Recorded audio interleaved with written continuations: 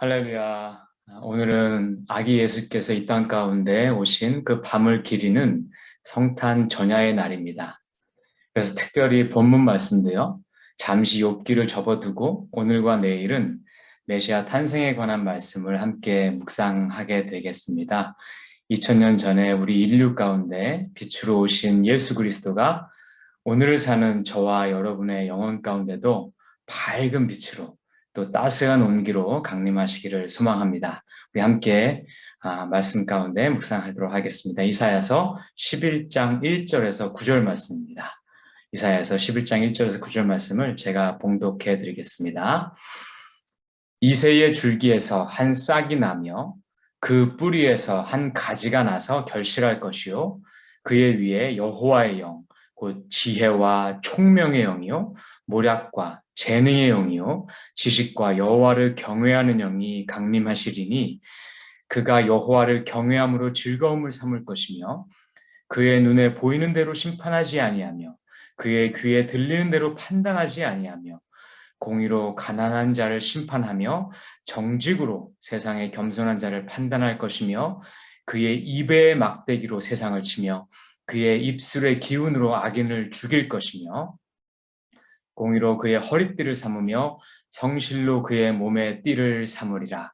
그때 이리가 어린 양과 함께 살며 표범이 어린 염소와 함께 누우며 송아지와 어린 사자와 살찐 짐승이 함께 있어 어린 아이에게 끌리며 암소와 곰이 함께 먹으며 그것들의 새끼가 함께 엎드리며 사자가 소처럼 풀을 먹을 것이며 젖먹는 아기가 독사의 구멍에서 장난하며 젖된 어린아이가 독사의 굴에 손을 넣을 것이라. 내 거룩한 삶 모든 곳에서 해됨도 없고 상함도 없을 것이니 이는 물이 바다를 덮음같이 여호와를 아는 지식이 세상에 충만할 것임이니라. 아멘. 네, 먼저 이사야 선지자는요. 1절에서 이새의 줄기에서 한 싹이 날 것이라고 말합니다. 여러분, 이새는 다윗의 아버지죠.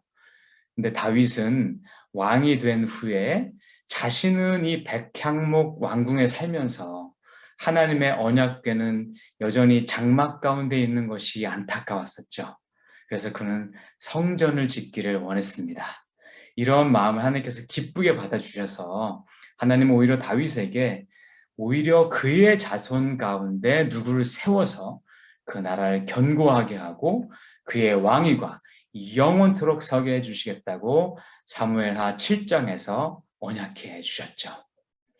이사야는 다윗보다 300년 이후에 활동했던 선지자니까요. 이 언약의 말씀을 잘 알고 있었습니다. 그러한 이사야에게 하나님이 이렇게 말씀하십니다. 이새의 줄기에서 한 싹이 나며 그 뿌리에서 한 가지가 나서 결실할 것이다. 이렇게 말씀입니다. 이는요, 오실 메시아가 다윗의 자손 중에 세워질 것임을 확인해 주는 말씀입니다. 저는요, 이런 간접적인 하나님의 표현이 참 좋습니다. 하나님은요, 직접적으로 다윗의 줄기에서라고 말하지 않고요. 이새의 줄기에서라고 말씀하십니다. 그러면 이 말씀을 읽는 독자들은요. 이새가 누구더라? 아, 그렇지. 다윗의 아버지지라고 다윗을 떠오르게 되지 않습니까? 그러면 또 다윗에게 하나님께서 다윗 언약을 해 주셨지라고 또 떠오르게 됩니다. 이렇게 하나님께서는요. 계시의 말씀을 주실 때 뭔가 연상될 만한 그러한 물건, 또 단어, 성경 구절 들음을 통해서 우리가 그것을 묵상할 때 아하 하고 깨닫게 말씀하실 때가 많습니다. 우리 하나님은요. 시적이시고 아름다운 표현의 대가이십니다. 그리고 이 이새의 줄기에서 할 때 이 줄기는 영어로는 stump라고 번역되어 있죠. 이게 이제 그루터기라는 뜻이죠. 성도 여러분, 나무 밑둥에 이 그루터기만 딱 남아있는 그 장면을 한번 생각해 보세요. 그 가운데서 한 싹이 딱 올라오는 겁니다. 그러면 그루터기하고 이 싹 사이에는 오랜 시간적 단절이 있는 것이죠. 실제로 다윗 언약에서 하나님께서는요, 다윗의 씨에서 한 인물을 세우시겠다고 하셨는데, 당시 사람들은요, 그의 직접적인 씨였던 솔로몬을 생각했을 수 있습니다. 그런데 우리는 이스라엘 역사를 통해서 솔로몬이 메시아가 아님을 잘 알고 있죠. 심지어 솔로몬 이후에는 이 다윗의 씨가 남부로 갈라져 버렸고, 또 계속해서 악한 왕들이 계속 나오면서 결국 그 씨는 주변 강대국들에 의해서 완전히 멸망당하게 되죠. 이스라엘이라는 큰 나무가 완전히 베어버림을 당한 것입니다. 근데 이 완전히 멸망해버린 것 같은 이스라엘의 그 그루터기에서, 그 다윗 왕조의 그루터기에서 한 싹이 다시 나오는 것입니다. 이 또한 참 묘하고 아름다운 예언의 말씀이라 아니할 수 없습니다. 네, 이어지는 2절에서 5절까지 말씀은요, 이렇게 오실 메시아가 어떤 분이신지를 설명해 주고 있습니다. 먼저 메시아는요, 여호와의 영이 충만히 임한 자라고 말씀합니다. 그런데 그 영은 어떤 영이냐면 지혜와 총명과 모략과 재능과 지식과 여호와를 경외하는 영이라고 말씀합니다. 성도 여러분, 실제로 예수님께서 세례 요한에게 세례 받으셨을 때 하늘이 열리고 하나님의 영이 비둘기처럼 예수님 위에 임하셨음을 복음서가 증거하는 것 기억하지 않습니까? 네, 예수님은 하나님의 영이 충만한 분이셨습니다. 그래서 예수님은요, 하나님의 마음으로 세상을 보고 하나님이 원하는 사역을 하시고 하나님이 원하시는 말과 행동을 하셨던 분이셨습니다. 그렇기 때문에 예수님은 하나님을 직접 우리에게 보여주신 분이셨습니다. 그래서 예수님께서 빌립에게 나를 본 자는 아버지를 보았다라고 요한복음 14장 9절에서 말씀하셨던 것입니다. 또 3절 말씀을 보니까요, 이 메시아는 여호와를 경외하기를 즐거워하고 특히 겉모습, 겉으로 보이는 것, 그 겉으로 귀에 들리는 것으로만 판단하지 않으시는 분이라고 말씀합니다.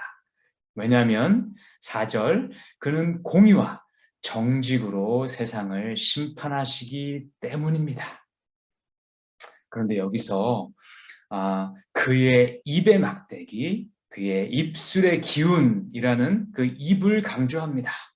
즉, 이 메시아는요, 그 입에서 나오는 말씀, 그 공의의 말씀으로 세상을 준엄하게 심판하실 것이라고 이사야서는 말씀하고 있는 것입니다.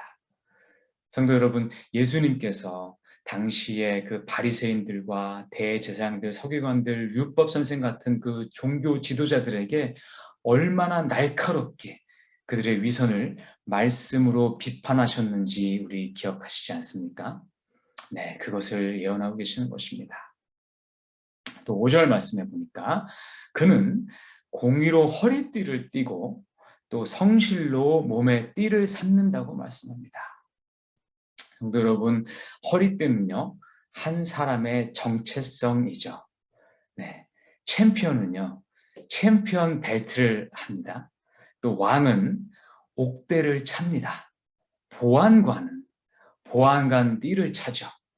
그런데 우리 예수님은요, 공의가 그분의 허리띠이십니다. 그래서 공의는 예수님의 정체성이신 겁니다. 또 다른 한 띠가 있는데 그것을 우리 한글 성경은 성실이라고 번역했는데 그 원어적 뜻은요, 변치 않음, 신실함에 더 가깝습니다. 그러니까 이 예수님이 보여주신 본, 예수님이 가르쳐주신 가르침, 예수님이 하신 말씀들은요, 2000년 전이나 지금이나 영원까지 변치 않으십니다. 왜냐하면 변치 않음이 그분의 띠, 정체성이시기 때문입니다. 네, 이어지는 6절에서 8절 말씀은 이런 메시아가 이 땅 가운데 임하시면 어떤 변화가 나타날지를 예언해주고 있습니다.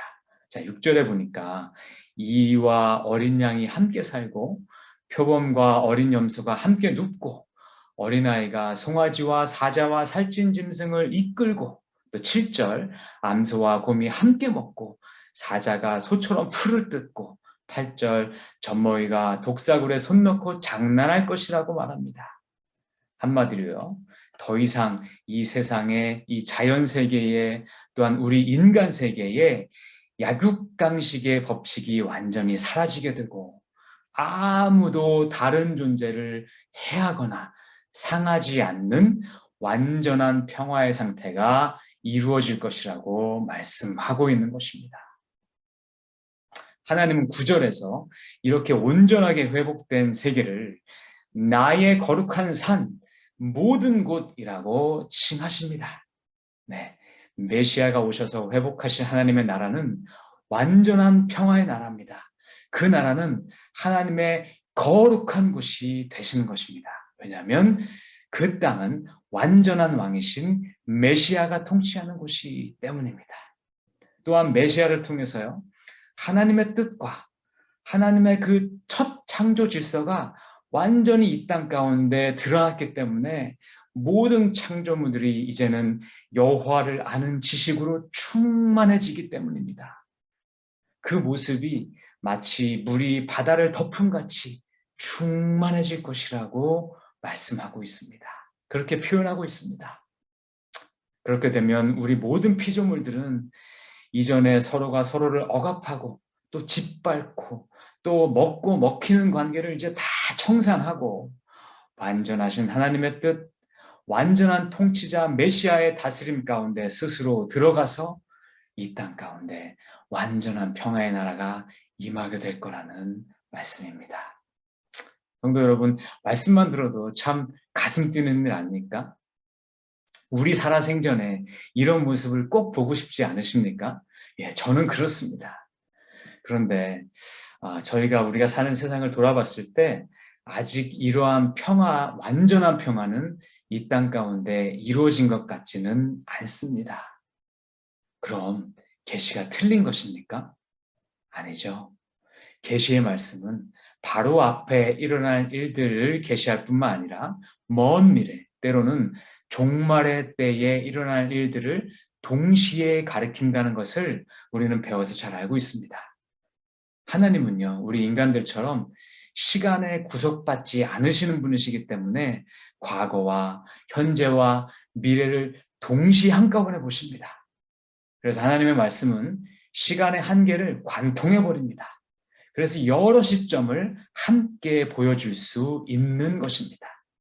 따라서 오늘 이 말씀은 당시 바로 그 앞 미래에는요, 유다를 괴롭히던 아수르와 같은 제국들을 표범이나 사자나 독사로 묘사한 것일 수 있습니다.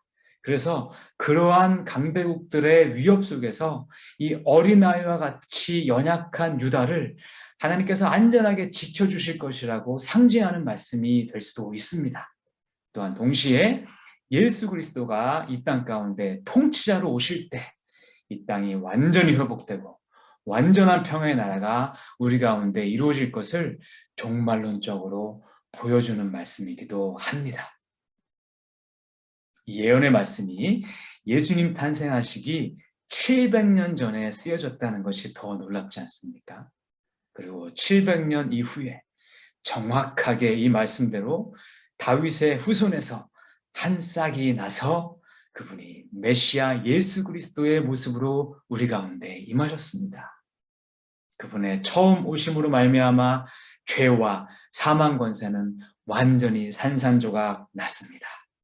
이제 그분의 다시 오실 때에는 이사야를 통해서 예언된 그러한 완전한 평화의 나라가 이 땅 가운데 이루어질 것입니다. 이것을 믿을 때 우리는 비로소 메시아의 탄생의 완전한 의미를 온전하게 깨닫고 누리며 살아가는 자들이 될 것입니다. 성도 여러분, 오늘 저녁은 바로 이러한 존재로 이 땅 가운데 오신 그 아기 예수를 기념하는 성탄 전야입니다. 세상에 이보다 값지고 의미 있는 사건은 없습니다. 그분은 하나님의 영이 충만하신 공의와 진리의 왕이십니다. 그분을 통해서 이 세상에 무너진 공의와 정의가 바로 세워지고 완전한 평화의 나라가 이루어질 것입니다. 그래서 예수님의 오심은 우리에게 기쁜 소식입니다. 이 의미를 아는 우리는 성탄을 맞을 때에 기뻐해야 마땅합니다. 혹시나 우리 가운데 이 시간 뭔가에 눌리고 좀 어두운 마음 가운데 계신 분은 안 계신가요?